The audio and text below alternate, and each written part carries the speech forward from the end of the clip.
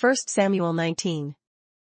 Now Saul spoke to Jonathan his son and to all his servants, that they should kill David, but Jonathan, Saul's son, delighted greatly in David. So Jonathan told David, saying, My father Saul seeks to kill you. Therefore please be on your guard until morning, and stay in a secret place and hide. And I will go out and stand beside my father in the field where you are, and I will speak with my father about you. Then what I observe, I will tell you. Thus Jonathan spoke well of David to Saul his father, and said to him, Let not the king sin against his servant, against David, because he has not sinned against you, and because his works have been very good toward you. For he took his life in his hands and killed the Philistine, and the Lord brought about a great deliverance for all Israel. You saw it and rejoiced. Why then will you sin against innocent blood, to kill David without a cause? So Saul heeded the voice of Jonathan, and Saul swore, As the Lord lives, he shall not be killed. Then Jonathan called David, and Jonathan told him all these things. So Jonathan brought David to Saul, and he was in his presence as in times past. And there was war again, and David went out and fought with the Philistines, and struck them with a mighty blow, and they fled from him. Now the distressing spirit from the Lord came upon Saul as he sat in his house with his spear in his hand. And David was playing music with his hand. Then Saul sought to pin David to the wall with the spear, but he slipped away from Saul's presence, and he drove the spear into the wall. So David fled and escaped that night. Saul also sent messengers to David's house to watch him and to kill him in the morning. And Michal, David's wife, told him, saying, If you do not save your life tonight, tomorrow you will be killed. So Michal let David down through a window. And he went and fled and escaped. And Michal took an image and laid it in the bed, put a cover of goat's hair for his head, and covered it with clothes. So when Saul sent messengers to take David, she said, He is sick. Then Saul sent the messengers back to see David, saying, Bring him up to me in the bed, that I may kill him. And when the messengers had come in, there was the image in the bed, with a cover of goat's hair for his head.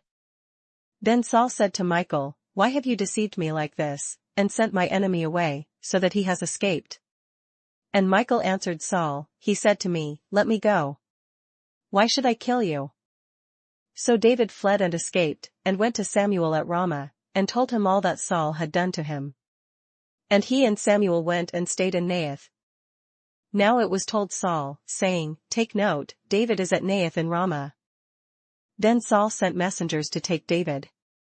And when they saw the group of prophets prophesying, and Samuel standing as leader over them, the Spirit of God came upon the messengers of Saul, and they also prophesied. And when Saul was told, he sent other messengers, and they prophesied likewise. Then Saul sent messengers again the third time, and they prophesied also. Then he also went to Ramah, and came to the great well that is at Sechu. So he asked, and said, Where are Samuel and David? And someone said, Indeed they are at Naioth in Ramah. So he went there to Naioth in Ramah. Then the Spirit of God was upon him also, and he went on and prophesied until he came to Naioth in Ramah. And he also stripped off his clothes and prophesied before Samuel in like manner, and lay down naked all that day and all that night. Therefore they say, Is Saul also among the prophets? 1 Samuel 21. Now David came to Nob, to Ahimelech the priest.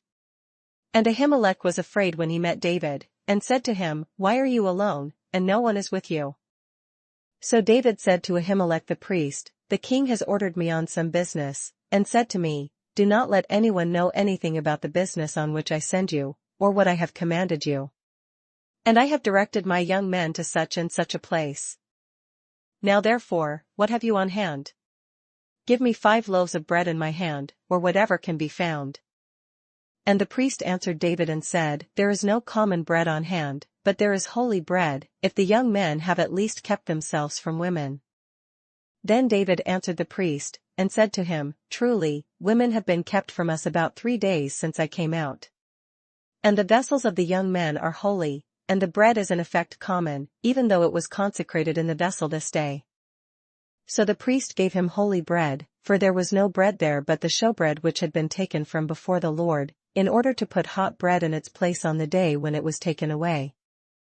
Now a certain man of the servants of Saul was there that day, detained before the Lord. And his name was Dog, an Edomite, the chief of the herdsmen who belonged to Saul. And David said to Ahimelech, Is there not here on hand a spear or a sword? For I have brought neither my sword nor my weapons with me, because the king's business required haste.